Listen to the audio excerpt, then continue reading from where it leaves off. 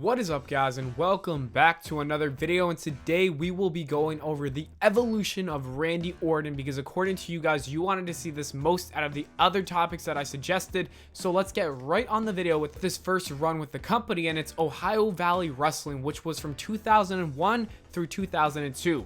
In 2001, Orton signed a deal with the WWE and was sent to the developmental brand Ohio Valley Wrestling, where he would continue his training.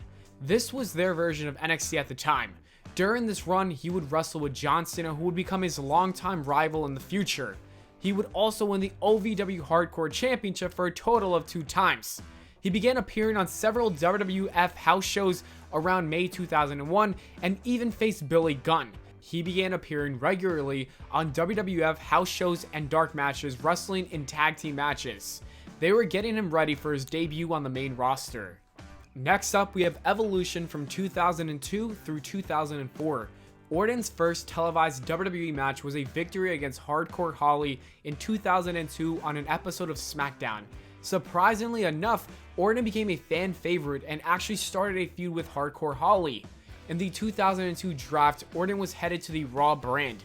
After a few weeks, he would get injured and would be out of action for months. While recovering, he was featured on Raw after creating the Randy News Network. These segments would be short videos showing updates of his injury. He was slowly becoming a narcissistic and self-centered villain. When he came back, Orton would join the faction known as Evolution, which consisted of Ric Flair, Triple H, and Batista. The group was dominant on Raw from 2002 through 2003. After Armageddon 2003, they were all dripping in gold, with everyone being a champion. During this time, Orton spent a majority of his time helping Triple H retain his World Heavyweight Championship.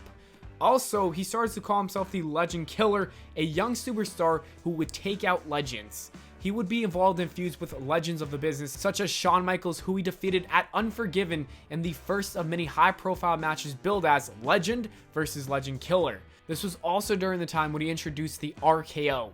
After defeating RVD for the IC Championship, he held the title for 7 months. Orton continued to establish himself as a legend killer throughout 2004, challenging the semi-retired wrestler Mick Foley. At Backlash, Orton defeated Foley in the hardcore match to retain his title.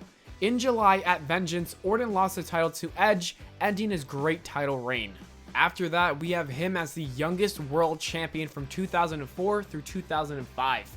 After losing the IC title, Orton became the #1 contender for the World Heavyweight Championship.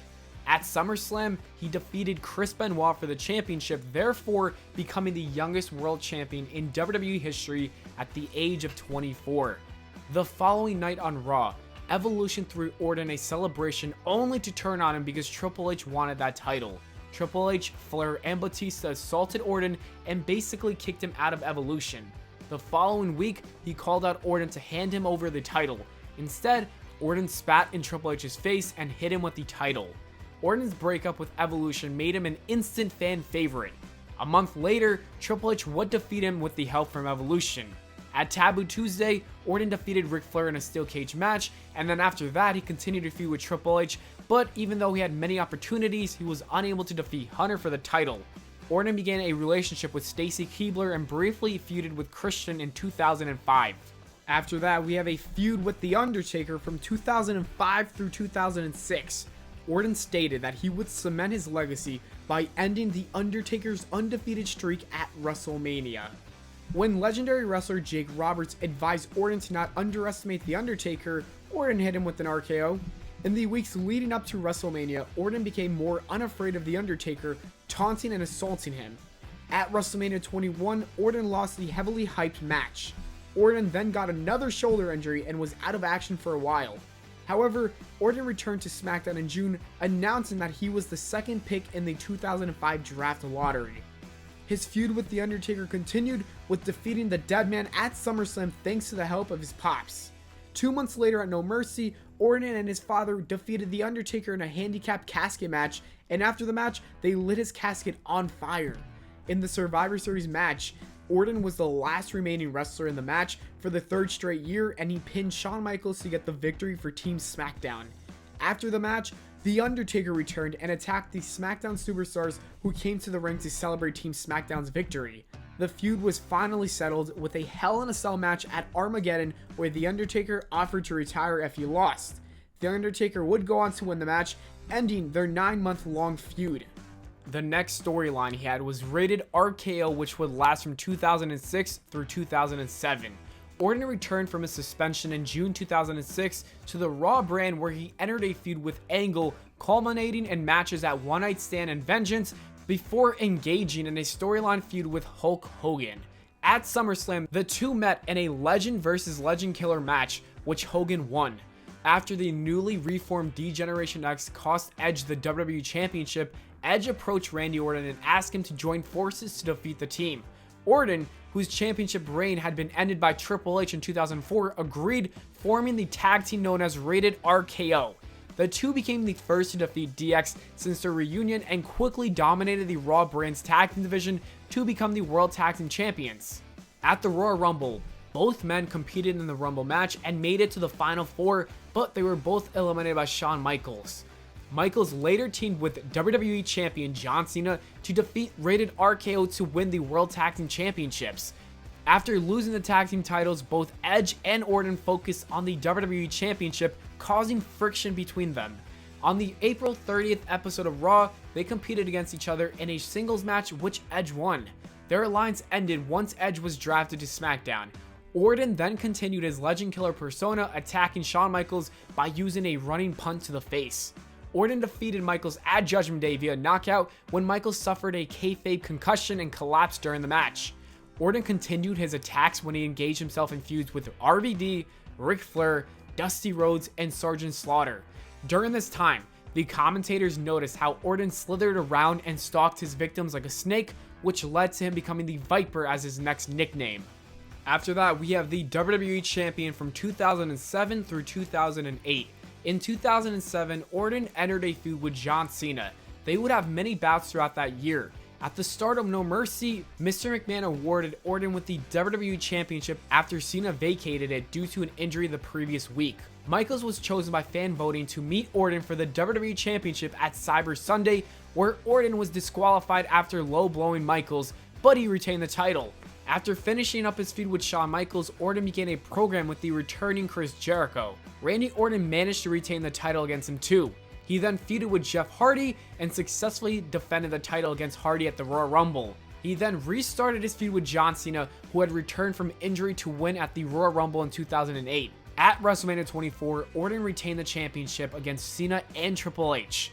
The next month at Backlash, he did lose the title though to Triple H in a Fatal 4-Way elimination match. Now we have the Legacy from 2008 through 2010. When making his return from the injury, he started a new faction with Cody Rhodes and Ted DiBiase Jr. Their gimmick basically revolved around the fact that they are all multi-generational talents in the company. Legacy would go on to win the WWE Championship as well as the tag team titles. They were one of the most dominant factions around that time. They even got into a huge feud with Triple H and the McMahon family. After losing a WWE Championship match, Orton lashed out on his group members. This led to Orton starting a feud with them for WrestleMania 26. At that WrestleMania, Orton would defeat Cody Rhodes and DiBiase in a triple threat match. Next up, we have the Apex Predator, and that lasted from 2010 through 2013. After the Legacy disbanded, Orton moved back into the World Championship picture.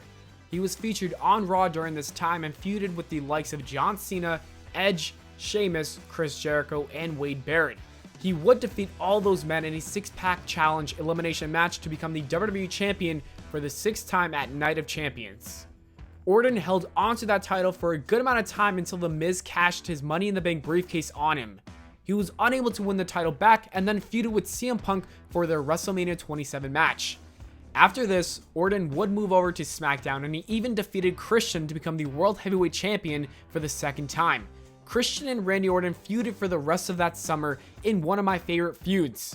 Orton retained at the end of the day and then feuded with Mark Henry. Eventually, he did lose the title to Henry. Throughout the rest of the year, he just feuded with people like Cody Rhodes and Kane. Going into 2012, he even lost a match at WrestleMania 28 against Kane. In 2013, he would win his Money in the Bank briefcase and cashed it in at SummerSlam, becoming the WWE Champion yet again with the help of Triple H turning on Daniel Bryan. That led to the next gimmick, and that was the Authority from 2013 through 2015. After Triple H helped Orton win the title, Orton would become a member of the Authority, where they would do what's best for business. The feuds during this time included the likes of Daniel Bryan, Cody Rhodes, John Cena, and Batista. Cena and Orton even had a unification title ladder match where Orton was victorious. Randy Orton eventually dropped that title to Daniel Bryan at WrestleMania 30 in the main event.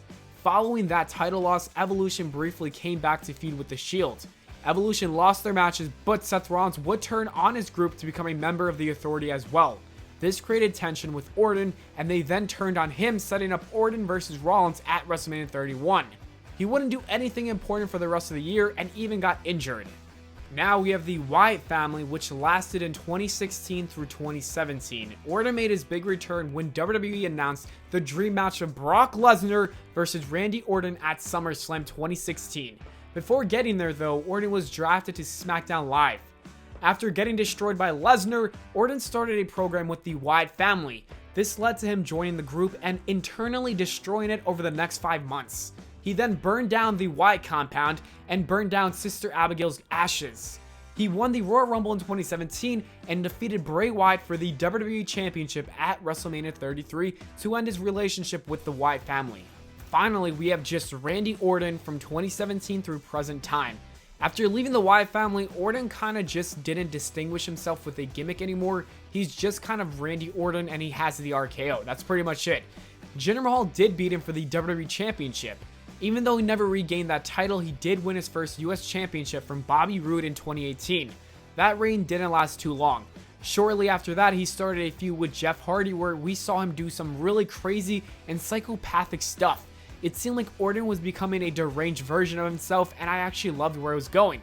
However, WWE dropped the ball with this gimmick, and we haven't really seen it. At WrestleMania 35, he had a dream match with AJ Styles, but it wasn't that great. And now, at the time of this recording, he is feuding with Kofi Kingston and will possibly become WWE Champion again heading into SmackDown on Fox. And that is the evolution of Randy Orton. And that is it for the video, guys. Thank you so much for watching. I hope y'all enjoyed. If you did, please make sure to leave a like and subscribe for more. Make sure to follow me on Twitter at Pllana, and I'll see you all on the next video.